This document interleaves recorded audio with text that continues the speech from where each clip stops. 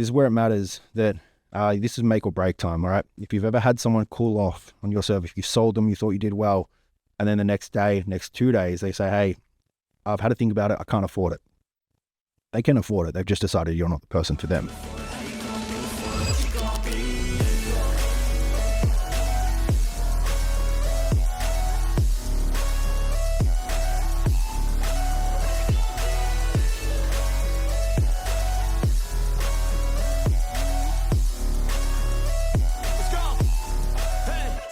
Welcome back to the show, everyone. We're going to dive straight in today. First things first, going to address, yes, new studio, looks cooler, looks a little bit nicer. It's just, it was time for a change. The old desk setup felt a little bit too formal, a bit too much like a boardroom, whereas now it feels like it's nice and fun to hang out in.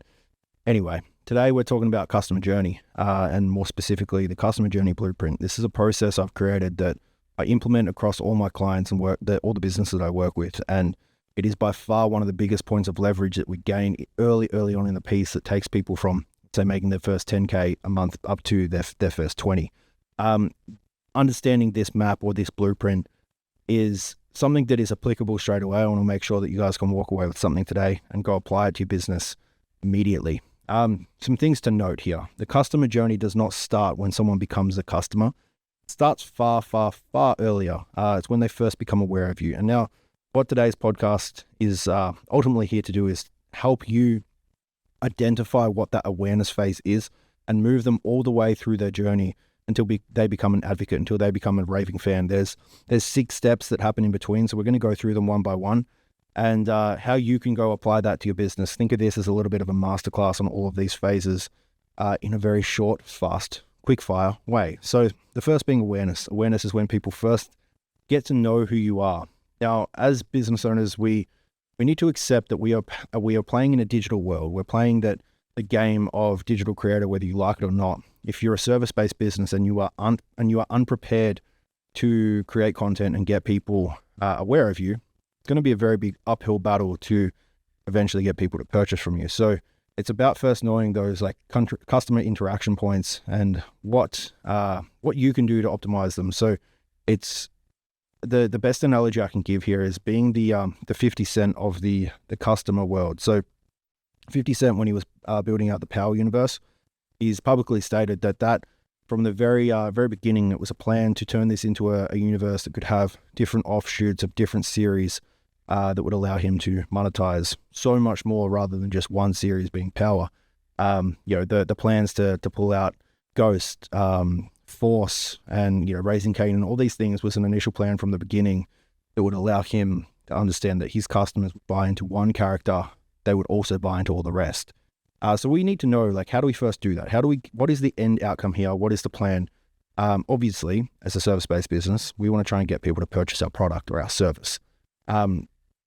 So we need to know what those interactions are early on in the awareness piece. Not only your interactions, but the customer interactions. What are their actions in general? Do they get to your social media page? Do they like A, B, C posts? Do they only read posts? Like, this is going to come down to your demographic in your market, but you first need to audit that. And the first and very best place to start is with your customers.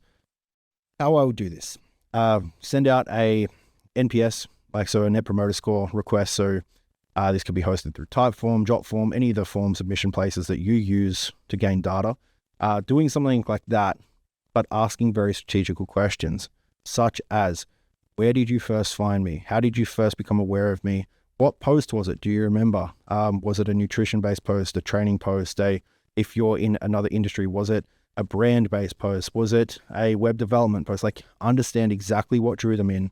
And the unfortunate thing here is never going to be just one thing. It's going to be multiple things. So it may be worth like layering in questions that allow you to grade where they see importance, right? So on a scale of 1 to 10, how important to you is this type of content, or this type of content? That will give you a little bit of a framework as to where you start to gain customers. A really good place to also understand this is if you are using, and if you're not using, Typeform, if you're listening, sponsor me, because I tell everyone, you should be using some sort of like lead acquisition funnel, and Typeform is a very good one. It's what we use, and it's what we have used for, ever, to acquire the best data. When it's done right, you can start to leverage your form acquisitions or your form pipelines to tell you what content is driving more awareness. And how you do this is looking back at the insights, going day by day and seeing what your traffic rate was when you posted any given thing. So if you see that your, general traffic is 100 visits per day, if you can find a point where there is a height, there is a peak, maybe start looking back at what content was posted on that day, both on stories and in main feed. It'll give you an idea of what's content starting to drive click-through rates. It's just a little bit of a hack on the front end that will allow you to try and create better content that draws people in to do the thing you want them to, which is convert into paying clients.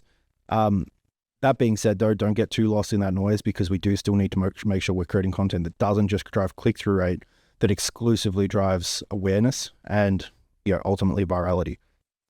If you're looking for a rule of thumb, maybe aim for 30% of the content that doesn't drive click-through but just drives awareness. Nonetheless, we need to understand your opportunities or business processes that you can take when people first become aware of you. What quantifies someone as aware? That may be a follow, that may be a like, but my suggestion here is find something that you do when you qualify someone as aware. Okay, that could be DM, that could be follow back, that could be like a couple posts, that could be send them individual free asset. There's a lot of options for you, but you first must start with a process that you take when someone becomes aware of you. Once they're aware, they're going to start to consider you. Consideration's an interesting phase because it's ultimately just comparison wrapped in a tidy little bow. And comparison often gets a bad rap, but people are going to compare you. It's the harsh reality of the world. People are going to compare you wherever they can. So you best try and make sure that you give them something to compare on that makes you stand out from the crowd. And if you're someone that's front-facing your price, unless you are a service that is not dependent on your time, not dependent on let's say customer relations. So if it was more of a product as a service, for example, like if you're doing web development, that's a product as a service, that can be very easily priced out and you're going to just be willingly compared on everyone on price. However, if you're in complete service, being compared on price is a very bad place to start. It pigeonholes you into one corner, and if people have a bad emotional reaction to the dollar figure they see, they're going to have a way lower click-through rate, a way lower conversion. Those that can get away with this, and I'm sure there's people out there screaming from the hilltops that authentic sales, list your price. Don't waste time with people on calls that aren't prepared to pay your price. I think it's a very naive way to look at the world. If you don't have status, if you don't have social recognition, price is going to be one of those things that people compare you on. And if you don't have that status, probably going to be viewed as too expensive most of the time because people don't understand your value and what you can provide to them. So let's stack the deck in your favor. Let's not list your price on the front end. Let's take out price points from your bio. Let's take out those quick interactions that you feel are simple that you're hoping people just buy from a link in your bio. Let's take that away and let's give people some value, an option to understand what you do and how you can help them. For this to work, you actually need to be prepared to help, though. We're not just sitting here chasing cash and going vertical integration where it's a click to buy. Click to buy, again, it works if you got status, if you got recognition, if you have lead volume. But in most cases, the people that I talk to, at least, even those that are tipping over the 30, 40K months, the lead volume isn't as high as what you'd expect. So we want to try and give you the opportunity or the best opportunity to convert. And that's going to probably be behind either sales call or a sell by chat system. We'll get into that another day. So, main points. If we try to think of this really simple, you're going to get compared. So let's try and make sure we give them something to compare that is non-comparable. So we're not going to list features and benefits. We're not going to sit there on your stories and say, check-ins included or, customer support. These are features that are expected in any given industry, okay, especially fitness. We want to start talking about the solutions, okay? It's very hard to compare on solutions because your solutions are going to be bespoke, different, and individualized to you as a person. That's far easier to sell. Remember, facts tell, stories sell. If you're listing out just features, they're just facts. Okay, people aren't going to buy. I should have mentioned before, if you are listening, if you're on the Spotify, jump through to the YouTube, comment below, comment blueprint. If you want a copy of the customer journey blueprint, I've got a complete workbook along with a full lesson on how to work through this in real time, and it will help you kind of map all this out properly. So if you comment blueprint below, the team will get back to you and shoot that through, so you can have this access to your own. But when it comes to this comparison point, the take-home things is the customer interactions, they will go try find points of comparison. So you should also know who they're going to compare you to. It just comes down to knowing your market.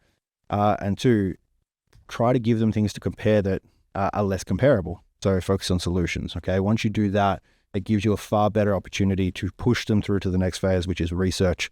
Research is where they click through to your links. They start to potentially download some of your free assets. Maybe they start to go through your reviews. This is ultimately just a place where they're going to try and find as much information that they can find on you to ensure that you have what they want and you can help them with their ideal outcome. So this is where a website is helpful, not 100% necessary, but it definitely helps because you can govern the narrative a little bit easier. You can kind of give them the information that will actually help them find out exactly what they want. So if you don't have a website, the non-negotiables would be at the very least, a YouTube video of who you are, what you do, and who you help. That'd be helpful. But if we go one level up from that, would be just some free assets that people can actually get some value from you that allows them to really see that you can help. My best bet here would be an asset that does three things. It does practical application. So think of that as the kinesthetic learning units. You've got to have visual, so something for them to read. And then you've got to have something auditory, something for them to listen to. So if you do a video, you're going to kill two birds with one stone. Having an asset that does that will change the game. So how do we do this? We write up a PDF on any given topic. If you're looking for a topic, find the most frequently asked questions that your customers come to you, solve those through a digital asset. A really good digital asset though needs to be a DARE product, needs to be digital, automated, reoccurring, and evergreen. So it's a digital, easy. That's a pretty simple definition. Automated, they need to receive it automatically from giving you their data. Reoccurring, they need to have some degree of reoccurring value so that maybe they get more access to more things over time. And evergreen, you need to do it once and never touch it again. If you do that and you make that as a part of your free products in research, your free products are going to be better than everyone else's paid shit. And that's something that people say often, like, oh, my free stuff is going to be better than my paid. It never is, right? I can guarantee you this podcast, when doing it in this way, now that I'm going to be talking a lot more frequently and giving you guys a lot more free value, this is exactly what I work through with my clients. This isn't me holding back, the little nuggets behind a paywall, because if I look at this from a perspective of customer, right? If my mediocre stuff, if I just only release my mediocre stuff and it doesn't work, right? And you don't go make any extra cash, your business doesn't get any better, you're going to just sit there and say his paid stuff's no better, right? So it does come down to, I'm a very big believer of this. I practice what I preach. Like, I give my best shit for free. It's just the what and the how, right? I give for free. It's the implementation that I charge for. Let's actually apply this to your circumstance and let's find the nuance, okay? And you can do the same in any service. And just making sure that you're hitting the brain centers in each modality that you can. So kinesthetic, visual, and auditory, your free stuff becomes super simple and super easily digestible, and most importantly, valuable, right? It's not just perceived to be valuable, it's applicably valuable, okay? So yeah, take your digital products, take those, let's call it a PDF, take that copy, throw it into a GPT, and then ask it to build you out a PowerPoint presentation with speaker notes, okay? Make it a level 11 detail, but using grade 6 English language, okay? So we need level 11 detail, but grade 6 ability of language so that anyone can use this, and it's simple. Once you have that, go film a course, okay? Sit in front of your computer, put up Loom, put that PowerPoint in front of you, and talk through it. Now you have a free asset that they can download that digital product, and then they can work through a course as well. And you'll see that if you go download the blueprint, if you comment below blueprint, you'll get sent through an ability to get something of very similar nature, where it's a digital product. You can work through it with me in real time. Maybe not live, but real time in your world at least. Once someone does their research and they find out that your stuff can help them, they've compared you, right? They already know who you are. They're probably going to take some action to reach out to you and get some more help, right? Some more specific help, right? they become hopeful. And that's our fourth phase, hope. We want people to become hopeful. Hope is a very good emotion because it's positive, but it also has this standard, right? They are going to set a standard in their mind of what you should be meeting. If if they've done their research, they really like what they see, and then you fail to get back to them and you're slow, they have put you on a pedestal that's going to be readjusted to a slow response time. That's not where you want to be. Speed is king, time kills all deals, and it matters most here. In this point of hope where someone starts to actually interact with a booking, a consultation, a quotation, whatever it might be, a pitch deck, this is where you need to act fast, okay? The customer actions here are very simple. They will do the thing, they will make the reach out, and then they will sit and they will wait, and they will potentially go back into that research mode where they try and find some more things about you so they can come to that consultation prepared. When someone becomes hopeful, we want to try and make sure that we're trying to increase perceived value. This is where customer journey touch points are really, really helpful at your end. Sending over testimonials in that time, shooting them through a landing page that gives them more information on you, how you can help, who you've helped, what you do. Fast follow-ups, so automated follow-ups. They do that hope. They've made that inquiry. Can you automate a sequence that sends them a booking link straight away? Touch points that remind them and follow-ups. These are all things that, if done well, add value to your service and perceived brand. So it's a massive up. If we can do that, you can stack the deck to make your sales conversions far, far easier. Which brings to the next point, which is purchase. Purchase is where they try and give you some money. Well, you hope they do, right? Biggest problem I see when in that purchase phase of the customer journey is people think the job is done. Now I can just go do the thing. This is where it matters that this is make or break time, all right? If you've ever had someone cool off on your service, you sold them, you thought you did well, and then the next 2 days, they say, hey, I've had to think about it. I can't afford it. They can afford it. They've just decided you're not the person for them. And understanding that might be confronting, but nonetheless accurate. If we can understand that reducing time to value is the biggest key here. So as soon as they pay you some money, can you get them value? Is it a sequence of emails that gives them, okay, just here's what's next, how to onboard, how to use your service, what to expect from you, set expectations and meet expectations, and set them so they're easy to meet, right? If you're going to deliver a product in the next 48 hours, say it will be delivered in 72. So then you're actually exceeding their expectations. But if you can reduce the time to value and not just have better touch points, better comms in that process, but actually give them something for the money they pay. If they've got a transaction on that call and money has left their account, what can be delivered to them immediately? This is where partnerships are super helpful. If you can create partnerships with adjacent businesses, so if you're in fitness, that could be allied health, that could be beauticians, that could be barbers. There's a lot of options there. Adjacent businesses that solve up other problems for them that are in a similar situation. So like if, for example, like I've got social media marketing agency that's one of our clients here, or my clients rather. Pet peeve when people say our instead of just my. I'm so used to just talking about limestone. But yeah, one of my SMA clients, she would be, what she's created is a partnership with content creators. So she does all the marketing and the agency stuff, but when someone signs on with her, they actually get 5 pieces of content created for them by one of her partners. So it's a win-win. That content creator gets a lead. They only have to do 5 shorts, piss all editing. But then an option to resell someone into a package where they have monthly rev. If you can do this and you have the ability to just partner up some packages that come with deliverables. So if it's allied health where they get to book in free consultations, stuff like that, you become more valuable straight away because someone can go book a service that they didn't have access to before for free or cheaper, right? Massive win. That time to value and decreasing that is huge. It's going to escalate their purchase process and it's going to push them into advocacy, which is our final phase, far quicker. When you give someone more front-loaded value and make sure that they, you're giving some reciprocity and you're creating some trust, you're going to drive home that process of advocacy infinitely better.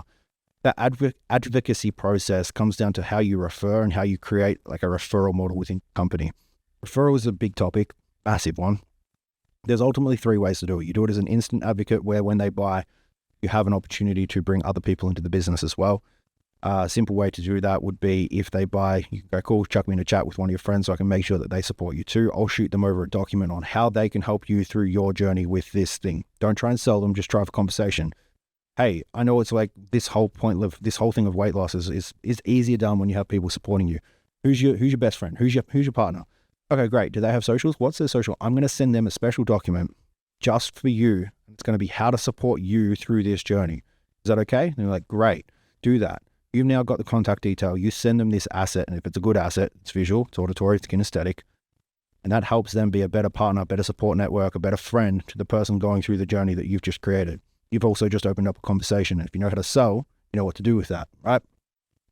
Second is the loyalty loop. Okay, if you create some loyalty with customers as far as like reciprocity, you're trying to, you're delivering on the service you said you would, you can create some sort of loyalty process. Think of this, like, without going into too much detail on it, think of this as like an ambassador program of what apparel companies use, right? Ambassadors get some sort of kickback for promoting the product. It's pretty easy to set up in any service-based business. And then you've got like an ascension plan, a VIP plus program where they can graduate into this new program. And by graduating, they get recognized with special status. Maybe they get a special hoodie, a special thing, extra time with you maybe.